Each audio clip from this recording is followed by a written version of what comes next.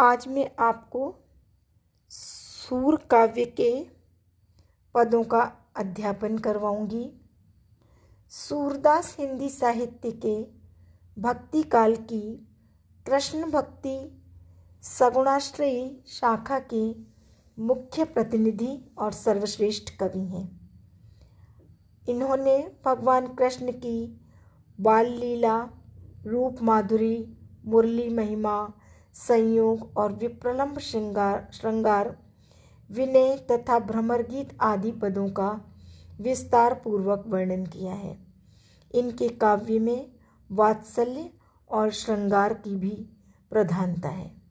सूर के कवि हृदय से एक ओर यदि सरस श्रृंगार की निर्झरणी फूट पड़ी है, तो दूसरी ओर वात्सल्य की कल्लोलिनी का कलरव भी मुखर हो उठा है। सूर के जो आपके पाठ्यक्रम में पद हैं, अब मैं उनका अध्यापन प्रारंभ करूंगी। सबसे पहला पद है विनय और भक्ति से शीर्षक से लिया है। इसमें सूरदास ने निर्गुण भक्ति का खंडन और सगुण भक्ति का मंडन किया है। अवगति गति कछु कहत न आवे। सूरदास प्रस्तुत पद में कहते हैं कि अवगति गति ईश्वर की जो लीला है, कछु कहत न आवे, उसका कोई वर्णन नहीं कर सकता। वह तो वर्णनातीत, अगम्य और अगोचर है। ज्यों गूंगा मीठे फल को रस अंतर्गत ही भावे। जिस प्रकार गूंगे व्यक्ति को मीठे फल का स्वाद तो आता है, पर वह उसके विषय में कुछ कह नहीं सकता और वह उस फल का रस अंतर ही अंदर आनंद ले सकता है, इसी प्रकार निर्गुण निराकार ब्रह्म के विषय में कुछ भी कहा जाना असंभव है। परम स्वाद सभी सुनिरंतर अमित तोष उपजावे। और जो स्वादिष्ट पदार्थ होते हैं वो सभी को अपार सुख प्रदान करने वाले होते हैं और मन में संतोष उत्पन्न करते हैं। उसी प्रकार निराकार ब्रह्म तो स्वयं के लिए तो आनंददायक है, सुखदायक है, जो उसका अनुभव करता है और स्वयं के अंदर संतुष्टि भी मिलती है, लेकिन वह मन और वाणी से अगम और अगोचर है।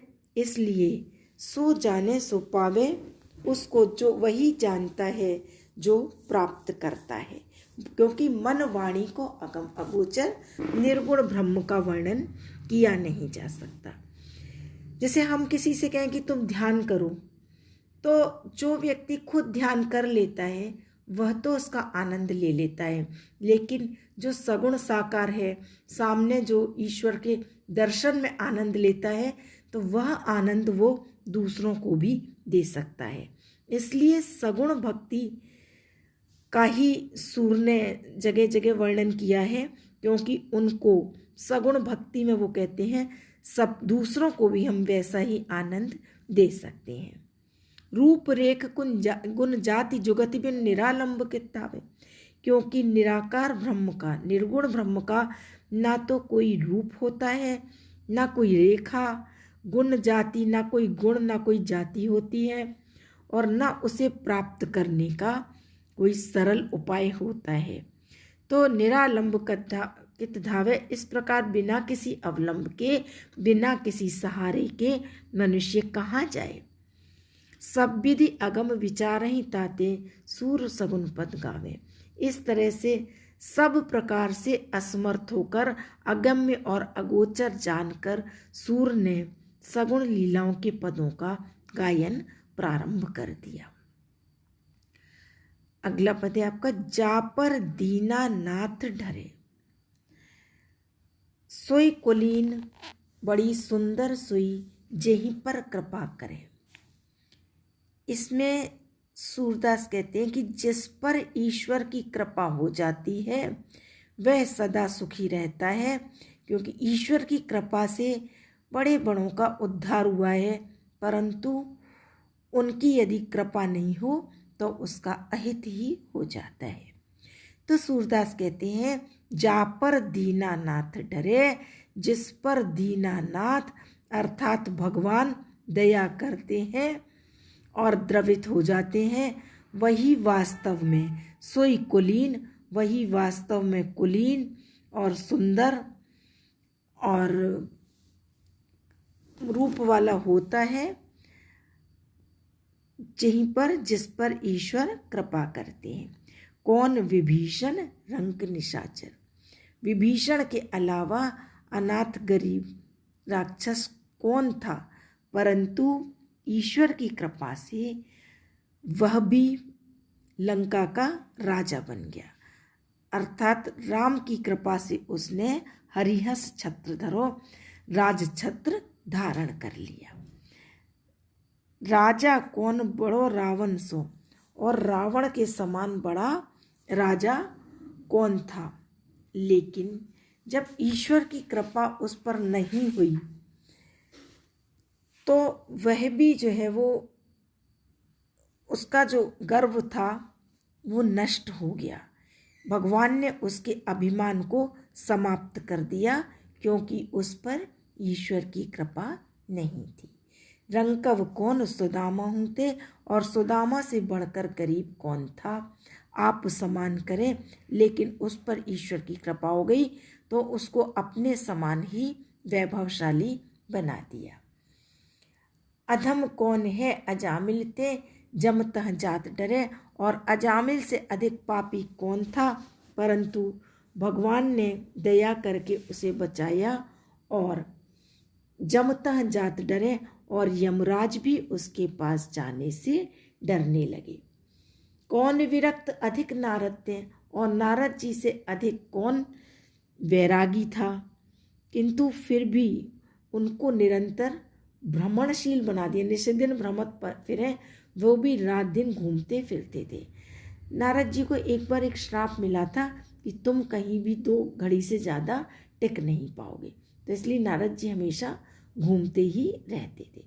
जोगी कौन बड़ो शंकर से, भगवान शंकर के बराबर कौन योगी हो सकता है, उनसे बड़ा योगी कौन हो सकता है। ताको काम छने, लेकिन उसको भी कामदेव ने छल लिया था, अर्थात उनकी भी कामदेव ने तपस्या भंग कर दी थी। अधिक कुरूप कौन कुब्जाते, हरिपति पाई डरे, और कुब्जा से अधिक कौन कुरूप था, लेकिन फिर भी हरिपद पाई डरे, लेकिन ईश्वर के कृपा प्राप्त करके उनका भी उद्धार हो गया। अधिक स्वरूप कौन सीता से, और सीता जी से अधिक सुंदरी कौन थी, किंतु जन्म वियोग भरे, किंतु उन्हें भी वियोग में ही जीवन व्यतीत करना पड़ा। अर्थात ईश्वर की ऐसी प्रवृत्ति तथा स्वभाव की गति को और मति को कोई नहीं समझ सकता कि यह गति मति जाने नहीं को हो। ईश्वर के इससे स्वभाव की गति और मति को कोई नहीं जान सकता कि कब वो कहीं रस रसिक डरे, कब वे किस रस के रसिक बनकर द्रवित हो जाएंगे। सूरदास भगवंत भजन बिनु फिर जठर टिरे, सूरदास कहते हैं कि भगवान के भजन के बिना जीव को बार बार जठराग्नि ज्वाला में जलना पड़ता है। कहने का अभिप्राय ये है, भगवान की कृपा के बिना सांसारिक आसक्ति, माया, मोह एवं जन्म मरण के चक्र से छुटकारा नहीं मिलता है।